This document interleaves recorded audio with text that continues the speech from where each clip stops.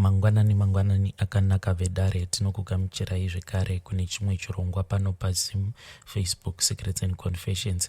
Tadzoka zvekare nemamwe mamessages. Regai tibva tapinda mumamessages edu atadzoka takakubatirai. Hanzi, makadii zvenyu mukomana She, can you please post for me as hidden identity?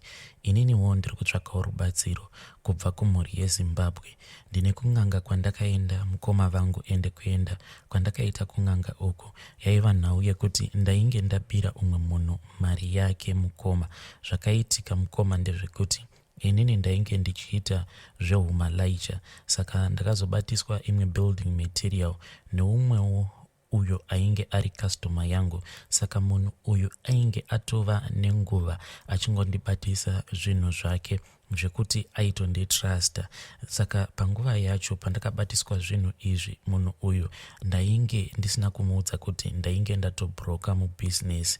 Saka zvandainge ndakaita ndezvekuti ndaiva nebhizinesi rangu iro randaiita zveUmalaicha izvozvo. Saka pandakazobhuroka ndakabva ndangoramba ndiine gurupu iroro, asi vanhu handina kukwanisa kuvazivisa kuti mari dzacho dzainge dzava kunyatso. Vanhu handina kukwanisa kuvazivisa kuti zvikwereti zvandainge ndava nazvo zvainge zvakawandisa. Semunhuwo wekuti ainge aine bhizinesi rake, ndakangofungidzira kuti kana ndikaramba ndichingoita izvi zveUmalaicha, zvimwe kuda ndinokwanisa kuzosimukira. Zvikwereti zvandainge ndiinazvo ndezvekuti pane pamwe pandainge ndakamboita accident neimwe kombi yangu yandainge ndabva mukutenga. Saka munhu uyo wandainge ndaita naye accident, iye motikari yake yainge iine insurance, yangu isina insurance. Saka iye akabva ati ndainge ndichifanira kugadzirisa motikari yake ndokubva abata kombi yangu.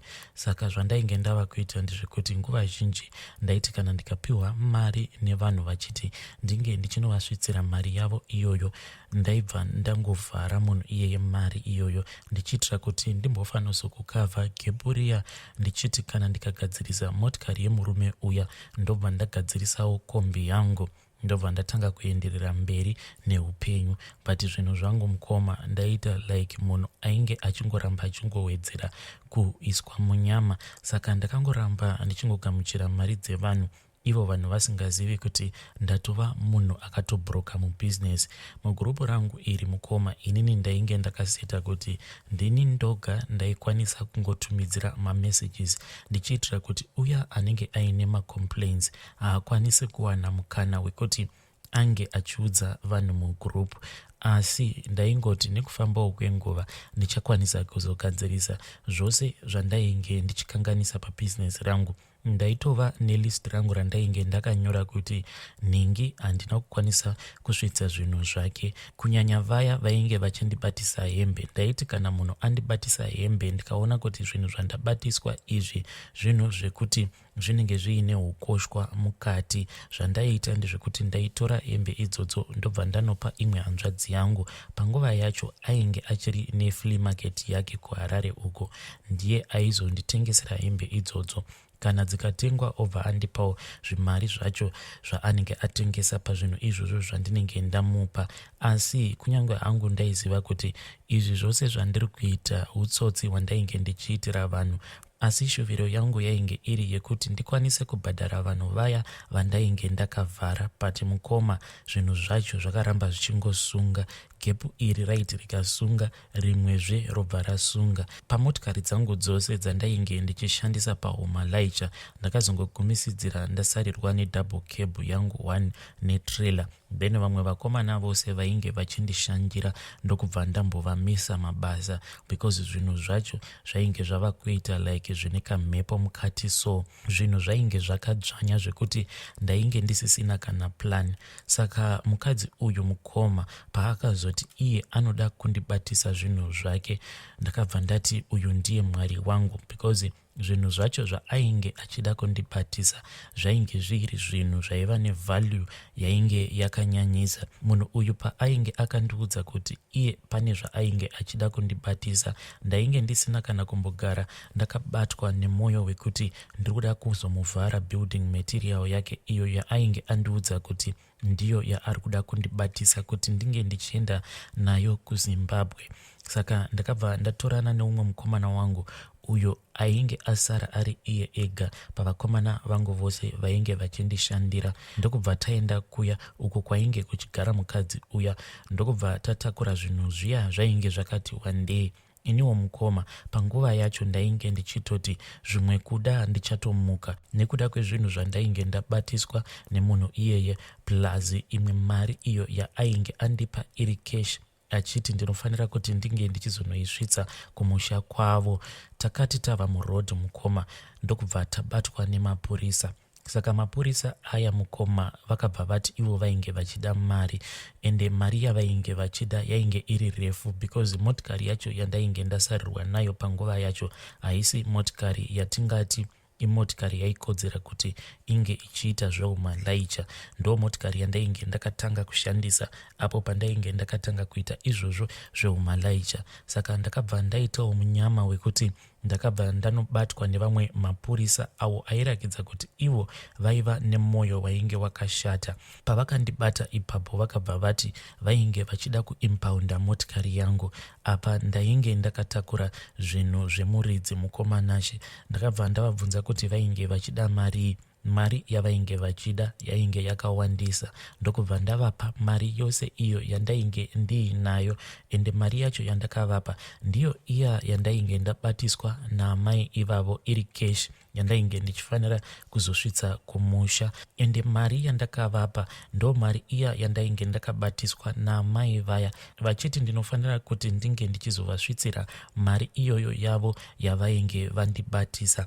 Saka ndakabva ndaona kuti ndinge ndichibhadhara mapurisa awa nemari yacho yandainge ndabhadharwa naamai ivavo, inini ndinenge ndatorana loss. Saka ndainge ndichingozviudza kuti it is far much better for now zvandisina cash ndingobhadhara mapurisa awa nemari yandabatiswa naamai vaya, then ndainge ndichitarisira kuti pandinozodzoka kana ndava kuZimside pane umwe muchinda wangu uyo wandainge ndichiziva ainge aine kombi yake. Saka ndainge ndichitarisira kuti kana ndikazosvika ndikahaya kombi yake ndobva ndatsvaka avo vanenge vachida kujamba bhodha ndobva ndazodzoka navo kuno kuSouth Africa, at least pamari iyoyo. Kana kuri kunzi mupfungwa dzangu ndainge ndichizviudza kuti pandinodzoka nevanhu vanenge vachida kujamba bhodha kana ndikadzoka nevanhu vanenge vakazadza kombi ndinenge ndatoita mari. Kana ndikazoita imwe trip yechitu madha vaya vainge vandibatisa building material yavo neimwe mari ndaikwanisa kuzovakavhira gepu ravo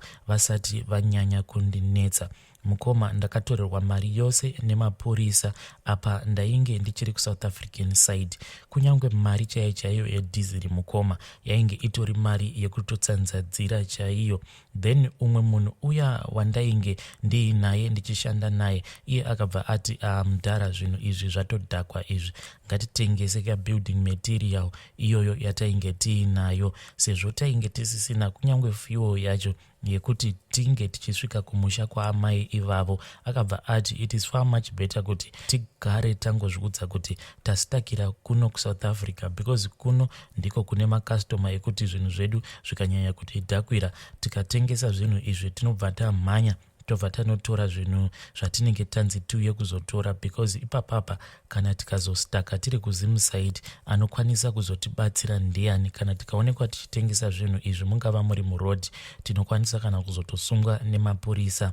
Saka ndaiva neumwe muIndian wangu uyo wandainge ndakambowirirana naye because vanhu vazhinji vainge vari kumasaidi ekuvhenda ikoko vainge vachiti kana vachida kutumidzira building material yavo zvingava zviri zvimwe zvinowanikwa mumahardware, ivo vaingonditumidzira mari pamukuru pangu. Inini ndobva ndaenda kunovatengera zvinhu zviya pamuIndian iyeye wandainge ndichiwirirana naye muLouis Richard. Asi panguvawo yacho iyoyo zvinhu zvangu zvainge zvichiri right, kunyange zvangu inini ndainge ndichigara kumasaidi ekuJoburg, but vanhu vaitonditumidzira mari vangava vari kuMpolokwane kana kuti vangava vari kupi, vanhu vainge vachinditemba because ndaiva nemotikari dzainge dzakati one day. Asiwo inyaya yekuti ipapo zvinhu izvi pazvakazoitika business rangu mukoma rainge rakatodonha pasi, ende zvekutodonha zvekutorevesa. Ndakabva ndafonera umwe muIndian uye ndakabva ndazofonera muIndian iyeye wemuLouis Richard ndokubva ati it is okay, uyai tione kuti building material yacho yamuinayo yakamira sei. Ndakabva ndaenda nemotikari yangu pahardware yemuindian iyeye ndokubva ndamutengesera building material iya. Zvadaro mukoma ndakabva ndazotanga kugara kuvhenda. Apa mukadzi uya ndainge ndichingomunyepera kuti pari zvino takastaka. Then dzimwe nguva ndomuudza kuti ndabatwa pabhodha nepolisi. Zvakazoitika ndezvekuti mukoma, inini nemukomana wangu takati tiri busy kuburutsa building material iya. Saka mukomana wangu uyauya wandainge ndichishanda naye mukunoburutsa zvinhu izvo zvatainge tichiburutsa, mai vaya vainge vakatibatisa mamwe mabhaketi acho ainge ari mabhaketi emafuta. Rimwe racho raiva bhaketi raiva nemaspageti, then rimwe rainge riine beans. Saka mukomana uyu handizive kuti akafungei, because mabhaketi awa tainge tichida kuzotsvaka, because mabhaketi awa ainge akazara mafuta, rimwe riine maspageti then rimwe riine beans. Tainge tafunga kuti tinge tichizotsvaka makastoma ekuti tinge tichizovatengesera zvinhu izvozvo, because kumuindia zvaisaita kuti tinge tichimutengesera. Saka mukomana uyu wandainge ndichishanda naye handizive kuti iyewo pfungwa idzodzo dzakamupinda sei, because akabva angopinza ruoko rwake mubhaketi muya ndokubva ati mudhara, mubhinzi umu mune chinhu chirimo. Ndokubva taburitsa kamwe kainge kakaita kunge kabhegi, ende kabhegi ikako ndetwuya twumabhegi tunoshandiswa nevanhukadzi kuti vange vachiisa malipstick avo nezvimwe zvinhu zvakangosiyana-siyana. Patakaburitsa kabhegi kaya mukoma, takabva tapinda mumotikari ndokubva taona kuti mubhegi imomo mainge muine mari. Mukoma takati tichiverenga mari iya ndokubva taona kuti mainge muine 12,000 rands, zvichireva kuti mukadzi uyu ainge atondiitirawo utsotsi asina kundizivisa kuti iye ainge aisa imwe mari. Saka takabva tangototora advantage ndokubva tatora mari iya. Ndakabva ndagoverana nemushandi wangu uya wandainge ndichishanda naye. Tichibva kuhardware kuya ndakabva ndazofonera vamwe sisi vangu avo vainge vachigara muvhenda imomo ndokubva ndati vange vachinditsvakirawo imba yekuti ndinge ndichigara. Asi sisi handina kuvaudza kuti ndainge ndatobva mukutengesa zvinhu zvoumwe munhu. Ndichingosvika ikoko kumba kwasisi ndakabva ndaburutsa bhinzi dziya, mafuta nebhaketi riya rainge riine maspageti. Ndokubva ndangovaudza kuti vange vachindichengetera zvinhu izvozvo. Ndainge ndichida kuzodzoka ndichizozvitora pandinenge ndava kuzoenda kumusha. Ndiri muvhenda imomo ndakabva ndatengesera umwe munhuwo ainge achiitawo zveumalaicha motikari yangu netrailer yangu. Ndatengesa zvinhu zviya mukoma, ndakabva ndazotaura neumwewo ainge atoriwo munzira achienda kumusha, ndiye wandakazoenda naye kumusha. Ndokubva ndaenda zvangu kuzimu. Life ndokubva yaenderera mberi. Pakazoti papera makore 2 mwana wangu iye akabva ati achibva kumombe ndokubva arohwa negudo mukoma. Zvinhu izvi zvakaonekwa nevamwe avo vaaiva navo, ndo vakati vakamuona achirohwa negudo. Gudo riya hanzi rakarohwa mwana wangu rakangoburuka mumuti rikabva ramurova ndokubva ranyangarika. Mwana wangu ndokubva angodonhera pasi. Isuwo patakaudzwa zvinhu izvi takazosvika mwana chatova chando. Takatora mwana ndokumuviga, asi pamusha tainge tava kungoona gudo. Waingoti kungobuda panze wobva waona gudo. Saka gudo iri zvaraiita ndezvekuti waiti kana ukariona raibva rangonyangarika. Sometimes taizotanga kutoritsvaka kuti ringava raenda kupi, but hataizomboriona kuti rinenge raenda kupi. Dzimwe nguva waingotanga kungonzwa matombo achikandwa pamusoro pemazen'e. Kana ukabuda waibva waona gudo riya rakabata matombo. Maiti kana mabuda panze muchida kuona kuti ndiani ainge achikanda matombo pamusoro pemba, maibva maona kuti gudo riya ndiro rinenge rakatomira pachivanze rakabata matombo. Kana zvadaro raibva rangotiza kana mariona. Zvose izvi mukoma zvakakonzeresa kuti ndinge ndichizoenda kune imwe n'anga iyo yakati ndinge ndichitsigisa pamusha, nekuda kwekuti pane vavengi vainge vachitumidzira zvinhu zvavo pamba pangu. Saka munhu uya akabva andiudza kuti ndinofanira kuti ndinge ndichitsigisa pamusha. Saka munhu uya akabva andiudza kuti ndinofanira kurovera hoko pakati pemusha. Ndokubva tarovera hoko iya, asi zvinhu izvi takazviita huri usiku.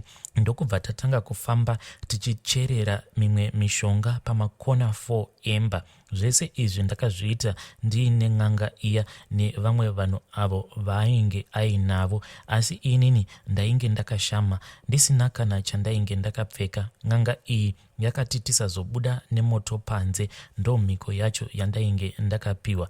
Yakati kana kwavira musazobuda nemoto panze. Zvino kusazoziva kuti akaputsa mhiko idzi ndiani, asi pari zvino mukoma zviri kuitika pamusha pangu ndezvekuti tinoona nyoka inenge yakangozvimoneredza, ende nyoka iyi yatinoona inenge yakazvimoneredza iri pakati pechivanze. Kunyange mukazama kuivhundutsira sei, nyoka iyi haityi kana kuvhunduka munhu.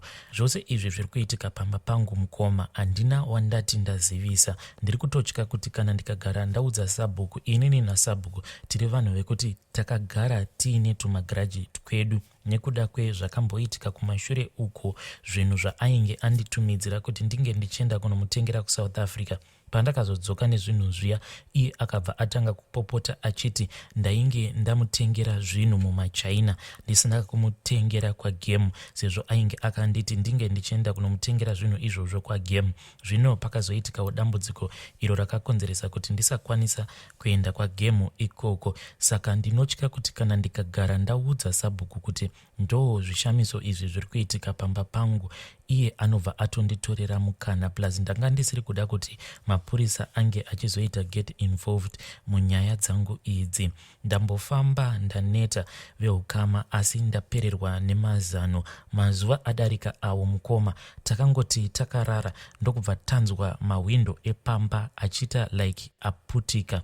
Kuzomuka kudai mahwindo ainge atotsemuka ose, but asina mahwindo mukoma, takangonzwa achiita imwe noise sekunge ainge arohwa nedombo. Kuzopepuka kudai tichitarira hwindo remubedroom medu rainge rakazara macrack, takanzwa zvekare imwe sound. Hwindo riya rakangoita zvekungoputika ndokupwanyika kwarakaita. Ndapererwa nemazano. Kana kuinewo anokwanisa kundibatsirawo, please ndibatsireiwo muri yeZimbabwe.